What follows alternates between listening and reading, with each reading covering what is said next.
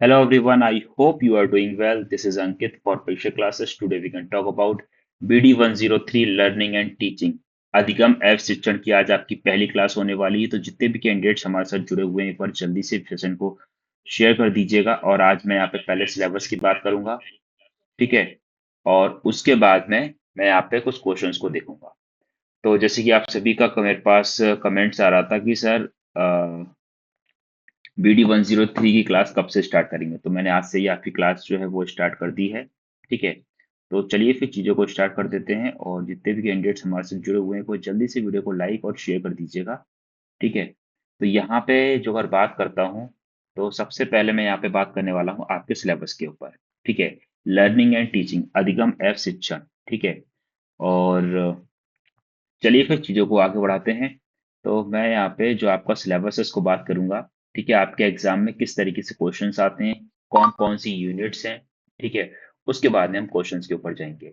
मेरी वॉइस वगैरह जो अगर प्रॉपर आ रही है तो एक बार जल्दी से ओके कर दीजिए, ताकि फिर मैं चीज़ों को आगे कंटिन्यू करूँ। तो यहाँ पे मेरे अकॉर्डिंग सारी चीज़ें बिल्कुल ठीक है, मैंने सारी चीज़ें यहाँ पे चेक कर ली हैं। अब हम चला क्लास को स्टार्ट करते हैं। तो जो अगर मैं आपके पाठ्यक्रम यानी कि सिलेबस की जो अगर बात करता हूँ, ठीक है। तो यहाँ पे जो आपका पहला यूनिट कह सकते हैं, ठीक है। पहली यूनिट में आपकी इसमें आती कितने तीन चैप्टर आते हैं, कौन कौन से तीन चैप्टर आते हैं उनको हम यहाँ पे थोड़ा सा समझेंगे। तो यहाँ जो अगर बात करते हैं तो बात करी गई है किस चीज़ की। पहली जो आपकी यूनिट है इसमें कहा गया है, एक सेकेंड।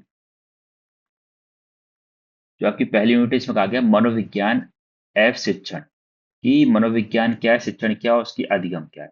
यानी कि अ, ठीक है, मनोविज्ञान शिक्षण यानी कि लर्निंग एंड टीचिंग की बात करी गई है यहाँ पे। फिर पहला जो आपकी इसमें आती है, इसमें कहा गया है शैक्षिक मनोविज्ञान का अर्थ क्या है, इसका क्या क्या क्षेत्र है, कितना विस्तार हो रखा है, ठीक है। शैक्षिक मनोविज्ञान का महत्व क्या है, इस सब्जेक्ट को रखा क्यों गया हमारे बीएड में। फिर विभिन्न विधियां, व्यक्ति इतिहास विधि, पाठ्यक्रम, अनुदेशन के लिए सर्वेक्षण, ठीक है। थोड़ा सा इसको छोटा कर लेते हैं, चलिए। अन्वेषण के लिए सर्वेक्षण ऐप प्रयोगात्मक विधि के निहितार्थ। कहने का तात्पर्य यहाँ पे ये है कि इसका क्या इतिहास है, ठीक है। कौन कौन से मनोवैज्ञानिक हुए, कौन कौन से राइटर्स जिन्होंने क्या क्या बात कही, क्या क्या पाठ्यक्रम है। विशिष्ट बालकों के लिए शिक्षा, जो विशिष्ट बालक होते हैं उनके लिए इस शिक्षा को किस तरीके से अनुपयोगी बनाया जा सके, ठीक है, उसकी बात करी जा रही है। नेक्स्ट आपकी सेकंड यूनिट आती है जिसमें कहा गया बुद्धि एवं सृजनात्मकता, ठीक है। तो बुद्धि क्या है, उसका अर्थ क्या है, स्पीयरमैन, थर्स्टन और बर्ट्रैंड वर्नर ने बौद्धिक सिद्धांत, यानी कि ये जो आप देख रहे हैं ना, स्पीयरमैन, थर्स्टन, बर्ट्रैंड वर्नर के बुद्धि सिद्धांत, ये चार आपको मनोवैज्ञानिक है। इन चारों मनोवैज्ञानिक को आपको इस सब्जेक्ट में पढ़ना है। युद्ध सॉरी, मिसप्रिंट हो गया है। बुद्धि के मापन, यानी कि इसके मापन कौन कौन से, शाब्दिक, अशाब्दिक, प्रदर्शन, प्रशिक्षण। बुद्धि परीक्षण के प्रयोग एफ सीमाएं, इसकी क्या क्या सीमाएं हैं, क्या क्या बाउंडेशन है, कितना हमें पढ़ना है। सृजनात्मकता यानी क्रिएटिविटी की बात करी जा रही है। अवधारणा क्या है, इसका क्या सृजनात्मकता, क्षमता की पहचान क्या है, सृजनात्मकता के विकास के लिए शैक्षिक कार्यक्रम कौन कौन से कार्यक्रम चलाए जा रहे हैं, उन सारी चीजों के ऊपर बात करी गई है। उसी के साथ साथ बात करेंगे अधिगम एवं अभिप्रेरणा, ठीक है, कि लर्निंग एंड मोटिवेशन, ठीक है। यानी कि बच्चे को पढ़ाने के साथ ही साथ उसके अंदर मोटिवेशन कहाँ से लेकर आए पढ़ने को लेकर, ठीक है। या पढ़ाई को लेके उसको उत्तेजित कैसे करें कि उसका इंटरेस्ट पैदा हो, ठीक है। तो अधिगम की प्रकृति क्या है, नेचर क्या है, अधिगम को प्रभावित करने वाले कारक कौन कौन से हो सकते हैं, हमें उन सभी फैक्टर्स को जानना पड़ेगा जो बच्चों को बाधा उत्पन्न करते हैं पढ़ाई में, ठीक है। या घर का एनवायरनमेंट, या स्कूल का एनवायरनमेंट, या बच्चा डरा सहमा है, बच्चों से सहमा है, टीचर से बच्चा डर रहा है, इन सारी चीजों को हमें देखना पड़ेगा इस यूनिट में।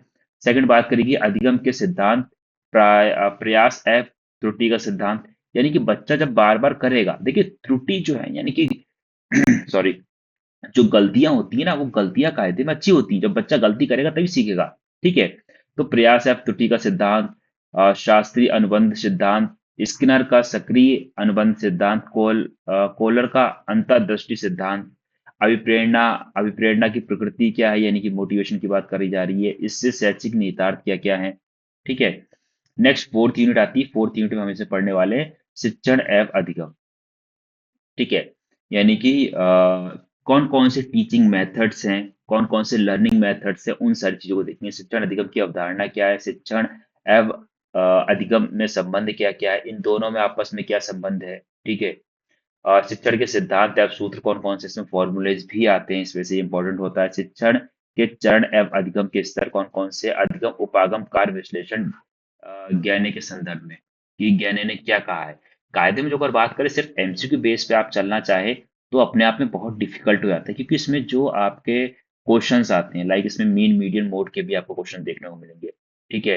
बहुलक वगैरह कैसे निकालना, मध्य माध्यिका कैसे निकालनी है। ठीक है। कुछ टेक्निकल चीजें भी इसमें आपको देखने को मिलती हैं, टेक्निकल मैथमेटिक्स चीजें भी आपको इसमें देखने को मिलेंगी। ठीक है। तो उनको भी मैं यहाँ पे बताऊंगा। बाकी जहाँ पे मुझे थ्योरी क्लास की जरूरत होगी वहां पे मैं आपकी थ्योरी क्लास भी ले लूंगा। एक या दो क्लास में उन चीजों को निपटाने खत्म करने की कोशिश करूंगा, ताकि कम से कम समय में आप चीजों को कंप्लीट कर पाए।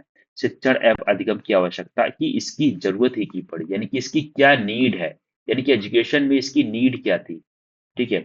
संप्रेषण शिक्षण कौशल क्या है, शिक्षण एवं अधिगम में शिक्षण की भूमिका क्या है, शिक्षण का प्रतिमान क्या है, शिक्षण के प्रतिमान में प्रशिक्षण जांच प्रतिमान क्या होता है, अग्रिम संगठित प्रतिमान क्या होता है, प्रवीणता अधिगम प्रतिमान क्या होता है। तो ये आपके 5 यूनिट है जिनमें आपको इन सारी चीजों को पढ़ना पड़ेगा। ठीक है। तो आपके लिए काफी बेटर या हेल्पफुल होने वाला है। ठीक है। अब मैं यहाँ पे बात करने वाला हूँ आपके कुछ प्रश्न को। बेसिक से प्रश्न है, इन क्वेश्चंस को पढ़िएगा, समझिएगा और बताइएगा इसका क्या आंसर होना चाहिए आपके अकॉर्डिंग। ठीक है। तो यहाँ जो अगर बात करता हूँ तो पहला क्वेश्चन आप सभी के सामने आ चुका है, और पहले क्वेश्चन में हमसे क्या पूछा गया है, मनोविज्ञान का शाब्दिक अर्थ क्या है। What is the meaning of मनोविज्ञान। ठीक है। तो मनोविज्ञान, मनोविज्ञान होता क्या है। ठीक है।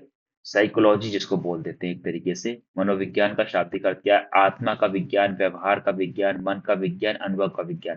वैसे कायदे में बात करें ना, पहले इसको आत्मा का विज्ञान भी कहा गया, फिर मन का विज्ञान भी कहा गया, अनुभव का विज्ञान भी कहा। वर्तमान समय में जो अगर हम बात करते हैं तो इसको मन का विज्ञान, ठीक है, कहीं कहीं आपको व्यवहार का विज्ञान भी देखने को मिलेगा। तो राइट ऑप्शन जो है आपका इसमें ऑप्शन ए हो जाएगा, मन का विज्ञान। ठीक है। कि इसमें जो मन होता है, ठीक है, बाकी व्यवहार का विज्ञान भी आपका इसमें सही हो सकता है।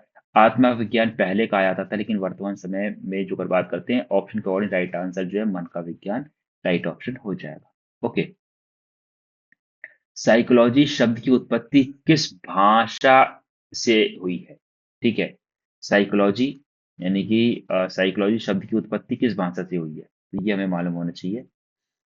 तो ध्यान रखिएगा, साइकोलॉजी शब्द की उत्पत्ति जो है आपकी ग्रीक भाषा से हुई है। बेसिक से क्वेश्चन से आपके एग्जाम में टकराते ही हैं। ठीक है। नेक्स्ट बात करते हैं, तो जैसे की बात कही 25 क्वेश्चंस को ही मैं यहाँ पे देखूंगा।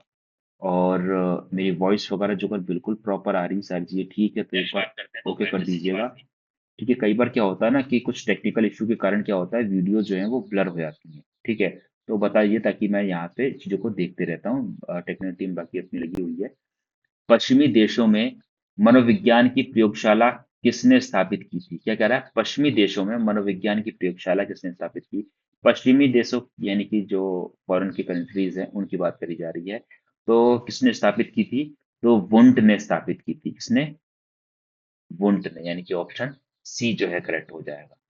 नेक्स्ट बात करते हैं, मनोविज्ञान व्यवहार का धनात्मक विज्ञान है। क्या कह रहा है, मनोविज्ञान जो है व्यवहार का क्या है, धनात्मक विज्ञान है। यह कथन किसका है, 2019 का है, तो ये इंपॉर्टेंट हो जाता है, ध्यान रखिएगा। जितने भी प्रीवियस क्वेश्चन हैं आपके लिए बहुत इंपॉर्टेंट है। ठीक है। तो राइट ऑप्शन क्या हो जाएगा, स्किनर का है, मॉर्गन का है, वॉटसन का है, या फिर वुडवर्थ का। तो ध्यान रखिएगा वॉटसन का है, यानी कि ऑप्शन सी जो है यहाँ पे आपका करेक्ट ऑप्शन हो जाएगा। ठीक है। नेक्स्ट बात करते हैं, नेक्स्ट आता है आपका पावलाक के प्रसिद्ध अनुबंध का प्रयोग किस पर किया गया था।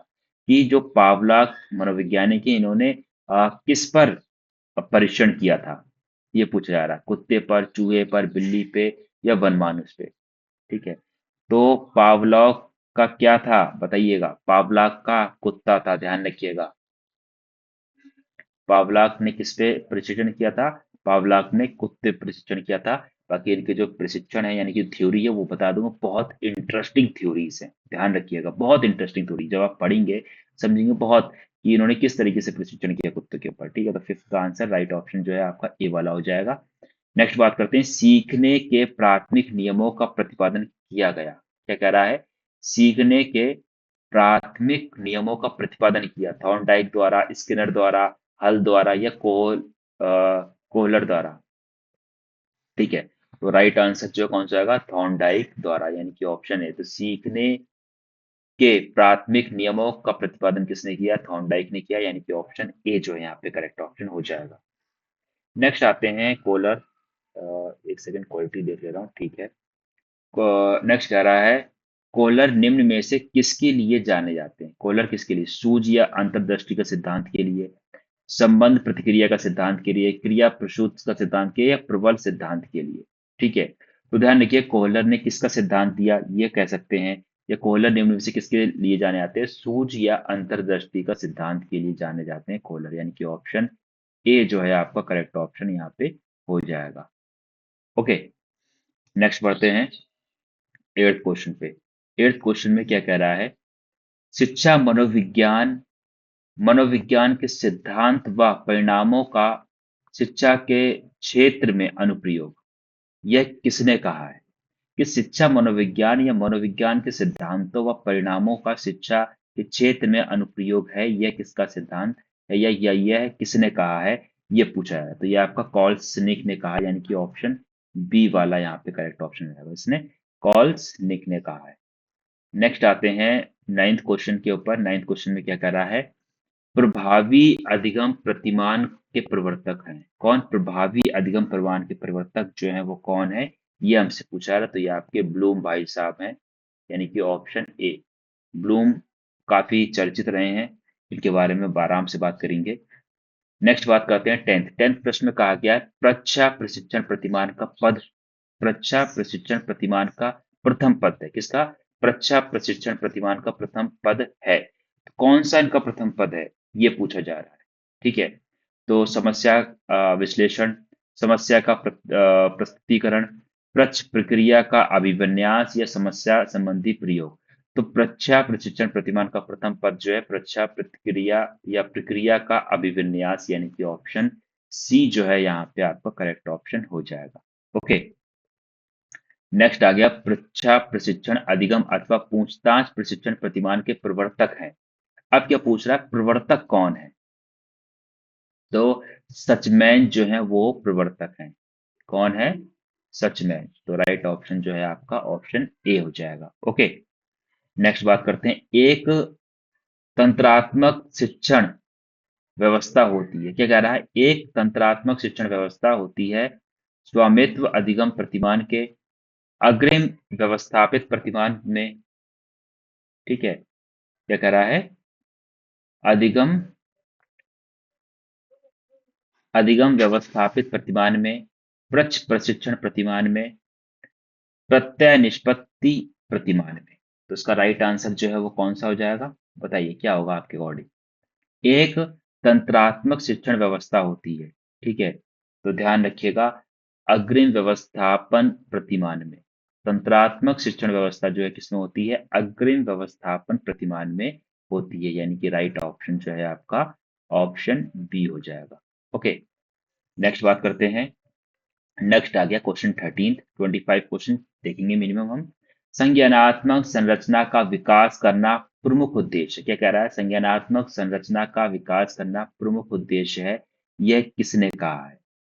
प्रच्छा प्रशिक्षण प्रतिमान में, कंप्यूटर आधारित प्रतिमान में, स्वामित्व अधिगम प्रतिमान में, अग्रिम व्यवस्थापन प्रतिमान में। तो ध्यान रखिएगा, अग्रिम व्यवस्थापन प्रतिमान में, यानी कि ऑप्शन डी जो है करेक्ट ऑप्शन आपका हो जाएगा। संज्ञानात्मक संरचना का विकास करना प्रमुख उद्देश्य अग्रिम व्यवस्थापन प्रतिमान में। ओके, नेक्स्ट बात करते हैं 14th। 14th कह रहा है, सक्रिय अनुबंधन सिद्धांत के समर्थक हैं कौन? सक्रिय अनुबंधन सिद्धांत के समर्थक थॉर्नडाइक, स्किनर, पावलॉक या गेस्टॉल्ट। तो राइट आंसर जो है वो कौन सा हो जाएगा?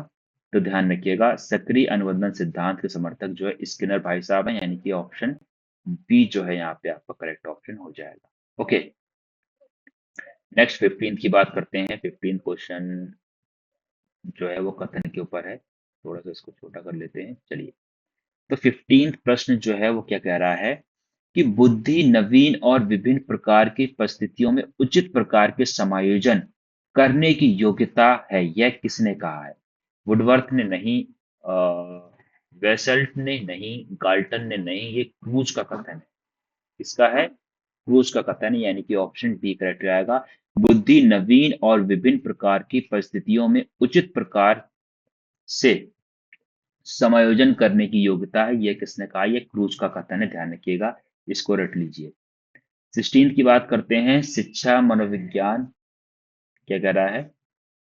शिक्षा मनोविज्ञान शैक्षिक विकास की क्रमबद्ध अध्ययन है, यह कथन किसका है? यह पूछा जा रहा है। ठीक है, तो क्रो एंड क्रो का नहीं है, स्टीफन का है, इसका नहीं है, इनका भी नहीं, तो राइट आंसर जो है स्टीफन हो जाएंगे। ध्यान रखिएगा, स्टीफन का कथन कौन सा है? शिक्षा मनोविज्ञान शैक्षिक विकास का क्रमबद्ध अध्ययन है, यह कथन स्किनर का है, स्टीफन का है, सॉरी, इसका है स्टीफन का, यानी कि ऑप्शन बी जो है करेक्ट ऑप्शन हो जाएगा। नेक्स्ट आ जाता है, निष्पत्ति बराबर योग्यता बराबर अभिप्रेरणा कहा है? तो ये सूत्र एक तरीके से कह सकते हैं, ये आपका सूत्र है, या कह सकते हैं फॉर्मूला है एक तरीके से। ठीक है, कि निष्पत्ति बराबर योग्यता योग्यता प्लस अभिप्रेरणा। ठीक है, तो ये जो है स्किनर का है, ध्यान रखिएगा। निष्पत्ति जो है वो क्या होती है उसके बारे में इन्होंने कहा है, निष्पत्ति जो है वो योग्यता और अभिप्रेरणा का मिला जुला रूप है। ठीक है, तो ये आपका स्किनर का है, ध्यान रखिएगा इस चीज को। नेक्स्ट कहा गया है, सीखने के प्राथमिक नियमों का प्रतिपादन डैश द्वारा किया गया।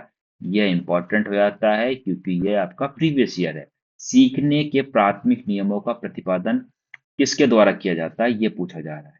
ठीक है, तो यह जो है वो थॉर्नडाइक द्वारा किया जाता है, किसके? थॉर्नडाइक द्वारा किया जाता है, यानी कि ऑप्शन ए जो है यहाँ पे करेक्ट ऑप्शन हो जाएगा। ओके, 19th क्वेश्चन में क्या रहा है, आना या आनो ज्ञान तथा अभिवृत्ति का अर्जन ही अधिगम है, यह कथन किसका है? आनो ज्ञान तथा अभिवृत्ति का अर्जन ही अधिगम है, यह किसका कथन है? यह हमसे पूछा रहा है। ठीक है, तो ध्यान रखिएगा, ये आपका हो जाएगा क्रो एंड क्रो का, किसका? क्रो एंड क्रो का, यानी कि ऑप्शन बी आपका राइट हो जाएगा। ओके, नेक्स्ट 20 क्वेश्चन पे आ चुके हैं। 20 क्वेश्चन में क्या कह रहा है, सीखना व्यवहार में उत्तरोक्त सामंजस्य की प्रक्रिया है, यह किसने कहा है? ठीक है, तो यह आपका स्किनर ने कहा है, यानी कि ऑप्शन सी जो है यहाँ पे आपका करेक्ट ऑप्शन हो जाएगा। ओके, आगे बढ़े। नेक्स्ट आया था 21st, 5 क्वेश्चन बचे हुए हैं हमारे, जिसमें कह रहा है निम्नांकित या निम्नलिखित, ये मिसप्रिंट हो गया है, या निम्न कर दो, या इनमें से कौन से सर्व को कम से कम समय में संपन्न कर लिया जा सकता है? क्या कह रहा है, इनमें से कौन सा सर्वे को कम से कम समय में संपन्न कर लिया जा सकता है? ठीक है, तो किसको कर लिया जा सकता है उसकी बात करी गई है। तो दूरभाषा सर्वे, साक्षात्कार सर्वे, पैनल सर्वे, डाक सर्वे। तो निम्नलिखित में से कौन सा सर्वे को कम से कम समय में संपन्न कर लिया जाता है? तो दूरभाषा सर्वे, यानी कि ऑप्शन सी जो है यहाँ पे करेक्ट ऑप्शन हो जाएगा। ओके, नेक्स्ट आते हैं 22, जिसमें कहा गया प्रयोगात्मक विधि में किसकी कमी पाई जाती है? क्या कह रहा है, प्रयोगात्मक विधि में किसकी कमी पाई जाती है? प्रयोगात्मक प्रैक्टिकल की बात कर रहा है, प्रैक्टिकल में किसकी कमी पाई जाती है? आंतरिक वैधता, अंतर्वस्तु वैधता, बाह्य वैधता, या परीक्षण वैधता। प्रयोगात्मक विधि किसकी कमी पाई जाती है? तो बाह्य वैधता, यानी कि चीजों जो है बाहर की जो चीजें होती हैं उनकी कमी पाई जाती है। जो प्रैक्टिकल चीजें हम करेंगे तो हमें बाहर की चीजों की जरूरत पड़ेगी, तो ये कहा गया है प्रयोगात्मक विधि में किसकी कमी पाई जाती है? बाह्य वैधता, यानी कि ऑप्शन सी राइट हो जाएगा। जिस समूह में स्वतंत्र चर उपस्थित रहता है उसे कहा जाता है। ठीक है, ये आपका डी वाला ऑप्शन हो जाएगा, इसमें ऊपर पहुंच गया है ये। ठीक है, तो 23 का राइट आंसर जो है वो कौन सा हो जाएगा? तुलनात्मक समूह, यानी कि बी वाला। ठीक है, जिस समूह में स्वतंत्र चर उपस्थित रहता है उसे कहा जाता है।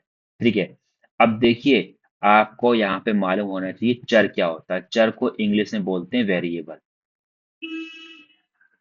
ठीक है, अब समस्या यहाँ पे मालूम क्या आती है, डायरेक्ट आप जो एमसीक्यू क्वेश्चंस करना शुरू करते हैं। ठीक है, कि यहाँ पे बहुत सारे कुछ टर्म्स ऐसे हैं जो आप पहली बार पढ़ेंगे।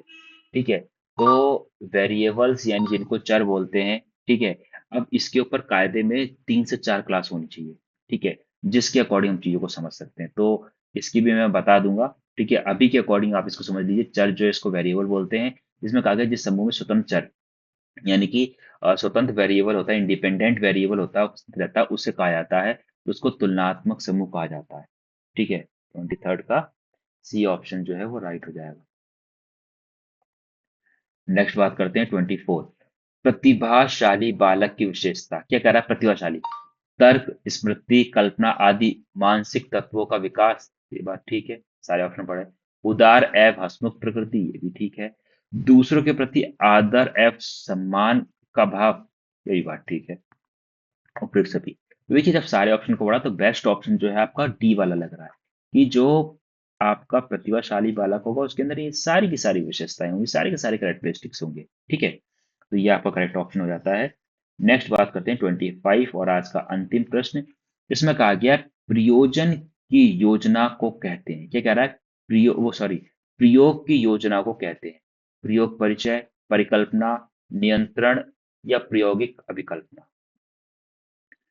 तो क्या प्रयोग की योजना को कहते हैं प्रयोग परिचय? ये बिल्कुल नहीं होगा। परिकल्पना, ये बिल्कुल नहीं होगा। प्रयोग की योजना, नियंत्रण और प्रायोगिक अभिकल्पना। अब इन दोनों में से बताइए कमेंट करके कि राइट आंसर आपका कौन सा होगा, ठीक है। तो इसी के साथ साथ मैं यहाँ पे वीडियो को एंड करता हूँ, और उम्मीद करता हूँ आपने आज की क्लास को देखा, कुछ तो चीजें समझ में आई होंगी। अब आपका फेस जो है वो हैप्पी वाला है, ठीक है, या सैड वाला है, जल्दी से इमोजी लिख के भेज दीजिएगा। क्या चीजें समझ में आई, क्या चीजें समझ में नहीं आई, कमेंट करके बता दीजिएगा, ठीक है। इसी के साथ साथ आप सभी को बता दूं कि आपके BEd first year, second year के पेड बैचेस स्टार्ट हो चुके हैं। बीएड फर्स्ट ईयर के बैच आपका चल रहा है, ठीक है, बहुत जोरों से चल रहा है, बहुत अच्छे से आप सभी की तैयारी हो रही है। जितना क्लास में कराया जा रहा है, इतना जो अगर आप कंटिन्यू बेस पे कर रहे हैं, तो आप बहुत सही डायरेक्शन में जा रहे हैं, ठीक है। तो उम्मीद करता हूँ इतनी चीज पसंद आई होगी। बाकी वीडियो देखने के बाद में वीडियो को लाइक कर दीजिएगा, साथ ही साथ शेयर कर दीजिएगा, और एक पॉजिटिव कमेंट जरूर शेयर करिएगा, या जो भी आपकी राय है वो शेयर करिएगा। जो कुछ इंप्रूवमेंट करना है उसके बारे में बताइएगा, तो उसके बारे में भी देखेंगे। यहाँ पे जो आपकी क्लासेस चल रही हैं इसके ऊपर बताया जाता हूँ कि जो बीएड फर्स्ट ईयर का टीचर बैच आपका चल रहा है, टीचर बैच फुल जो आपका चल रहा है, इसमें लाइव प्लस वीओडी दोनों की दोनों चीजें आपको यहाँ पे मिल रही हैं।